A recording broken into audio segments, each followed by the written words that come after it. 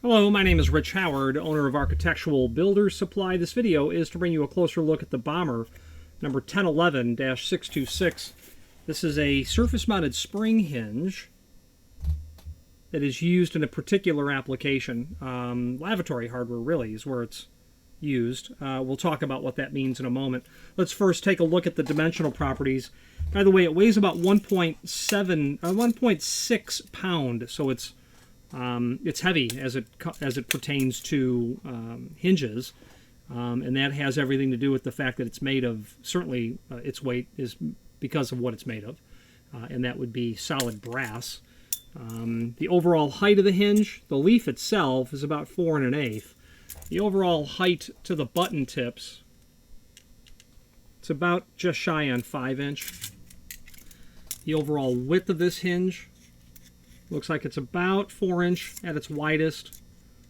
Then it's about 3 1/4. You know, just giving you some ability to put this into some sort of perspective. Its total projection to the barrel looks like it's about 1 inch.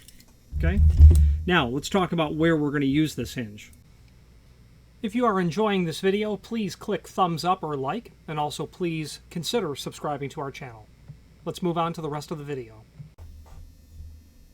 Now, where this item would be used would be specifically in applications where you have a lavatory installation, and it's not the typical, movie theater, airport, restaurant sort of scenario where you have general partition hardware from any of the manufacturers who make commercial restroom accessories, soap dispensers, grab bars, toilet tissue dispensers, paper towel holders, hand dryers. This material is not Zamac, or it's not chrome-plated, zinc. This is a solid brass material, and solid brass allows it to be extremely durable as a piece of hardware. When you're making hardware out of brass, it'll be extremely durable, especially thresholds. They make thresholds out of what we would call architectural bronze. The common, street term is brass. Sure, call it brass. It's great. It's actually an alloy of 4 primary base materials. The industry calls it architectural bronze. Makes it very durable. Number 2, it will give you an extremely nice architectural finish. Because it's brass, you can do nice finishes. And nice finishes, this would be an example of. This is 626. That means 3 things. It means the base material is brass. It means it is a satin chrome plating, and it has a very light, clear lacquer coating over it just to protect the plating. That's that sheen that you see there. Okay. Now,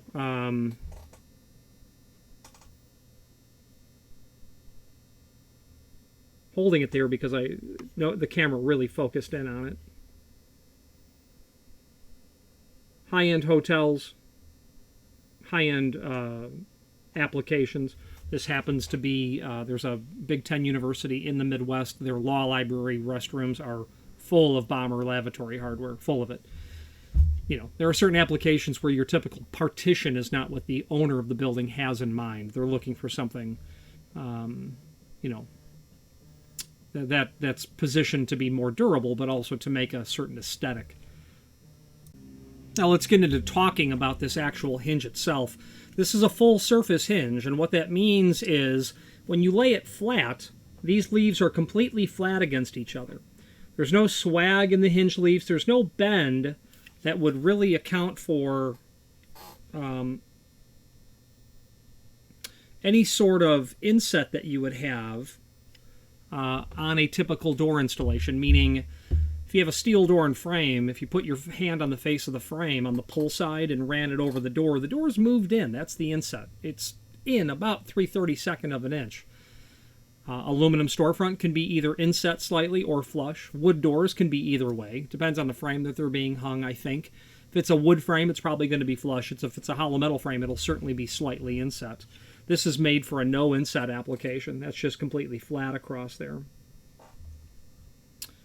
So when you're building your, custom woodwork, casework for this application where you will use this hinge, doesn't have to be a lavatory application. This is a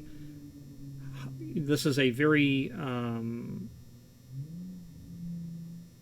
atypical hinge when it comes to spring hinges because it's made of solid brass. which makes it costly, but the fact that it's surface mounted makes it less common. You'll see surface mounted in partition or lavatory applications because the panels are only 3/4 thick, 1 inch thick, 1.25 inches. There's no concept of a full mortise hinge in that application. Okay, so we've gone over the dimensional properties. What we're going to do is let's switch to the screen view.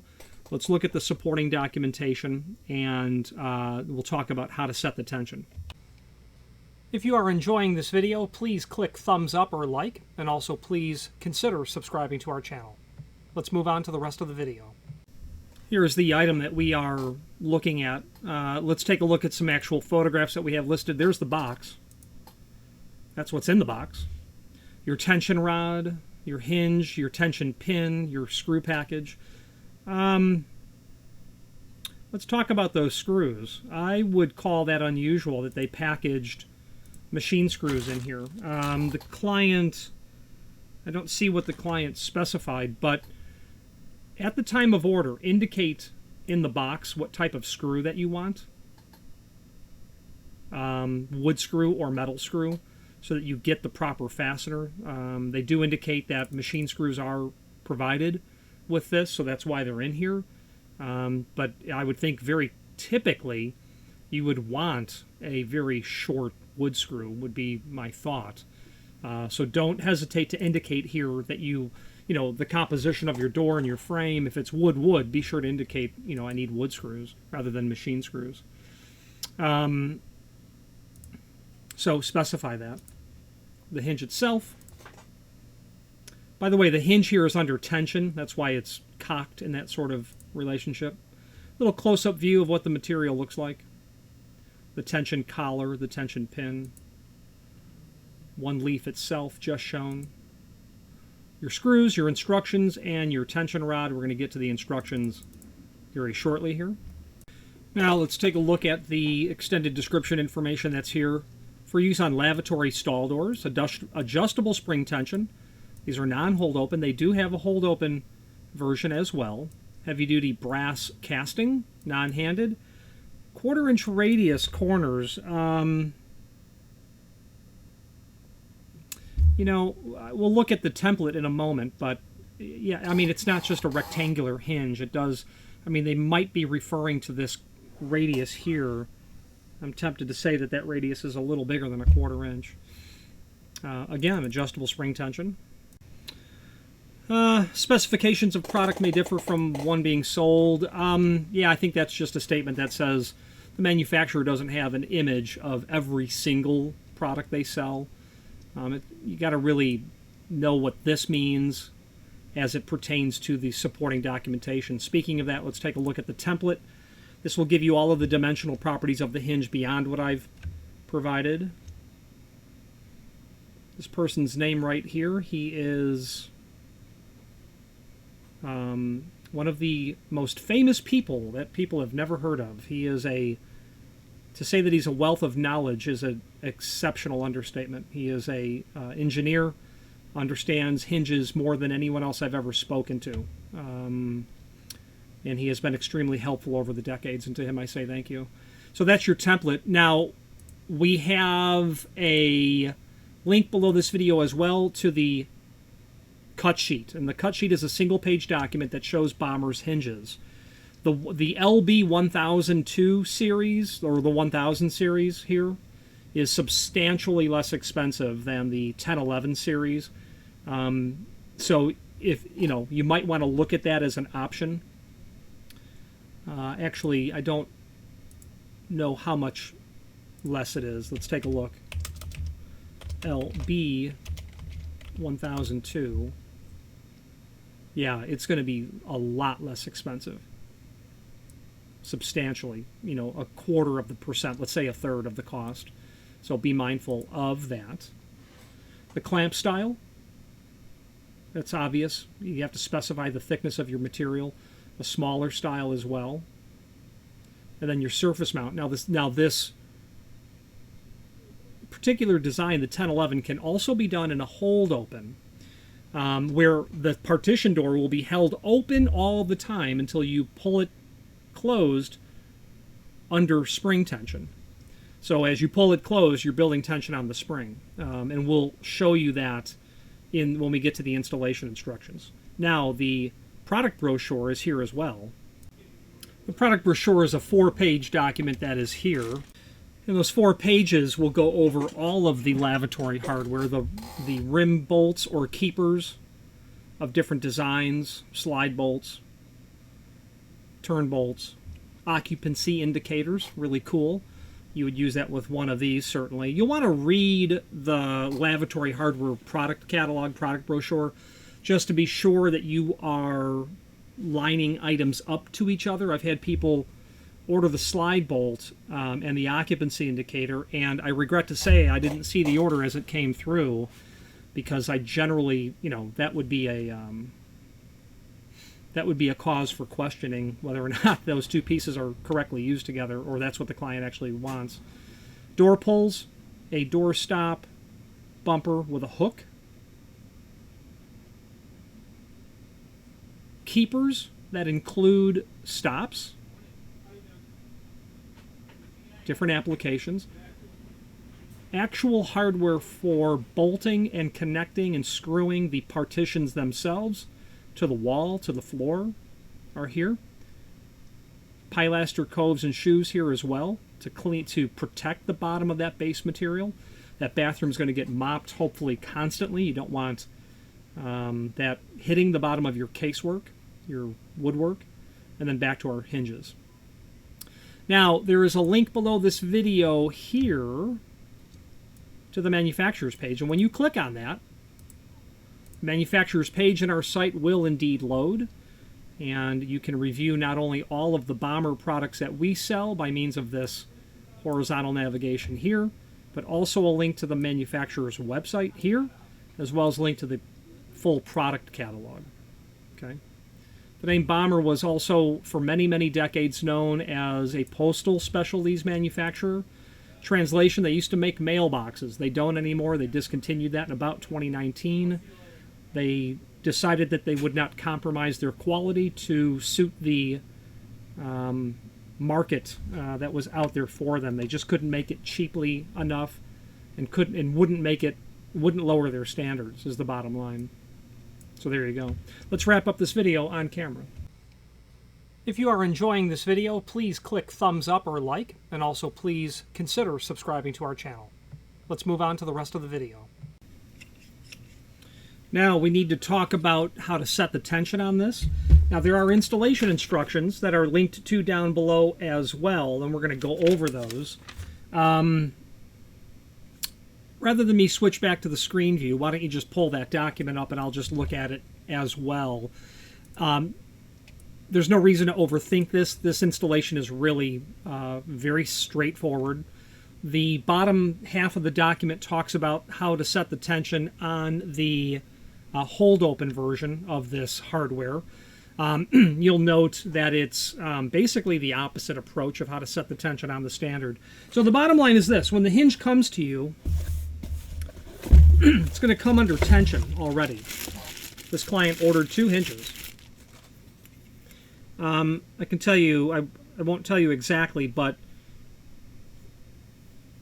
I know that bomber hinges end up on nuclear submarines, and that may be where this is headed at some point. I just happen to know that, and I can see that this client is at some point related to that general universe of military contractors who manufacture pretty high-tech equipment.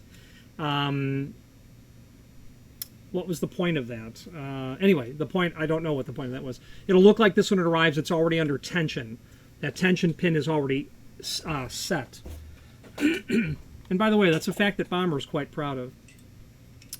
You will take the tension rod. When the tension collar is pointed towards the top of the door, you'll always install it that way. Insert it into one of those holes in the tension rod and turn it clockwise. As you do so, you reveal new additional holes there.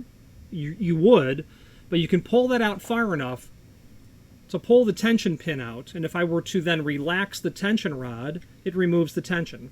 So I'm going to put this one back the way I found it, because I already have one without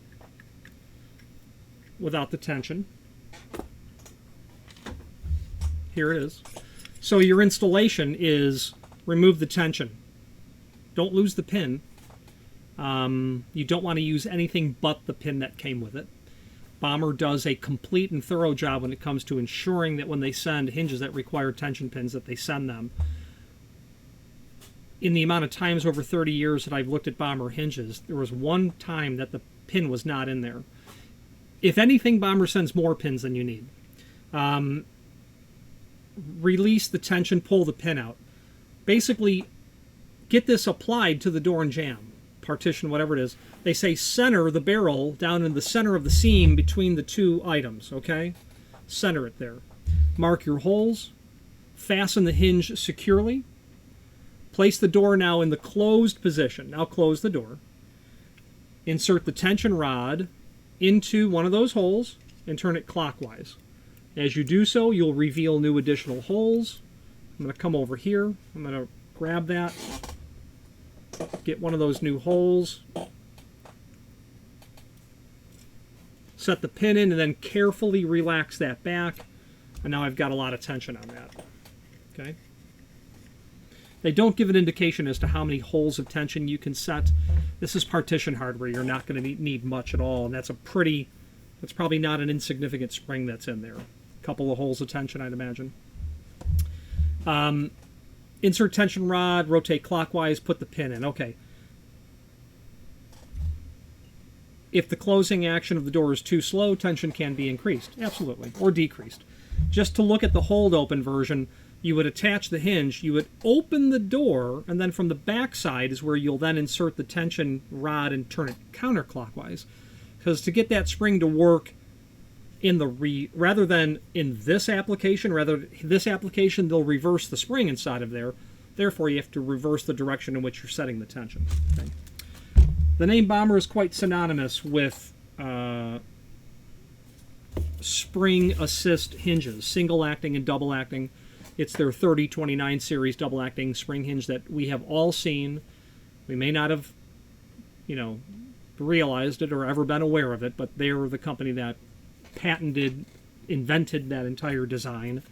They are a company that is exclusively 100% American manufactured. They don't put their logo on this material in the sense of seeing it visually. They do have it in the casting back here. It would normally say Made in USA Bommer. That is an absolute truism. Everything they do is made in the United States. That may or may not mean anything. It does to me. It does to Bommer, that's to be sure. A fact that they're actually quite proud of, and as am I to represent them. If you have any questions on the Bommer, this is their part number. This is their part number 1011-626. And by the way, the 626, we only list those 4 finishes. Don't hesitate to ask us for a custom finish or a finish that's not listed. If you wanted to look at satin nickel, bright black Japan, oil rub bronze, I've been to Bommer's plating plant. They have an exceptionally sophisticated and very well-run plating plant.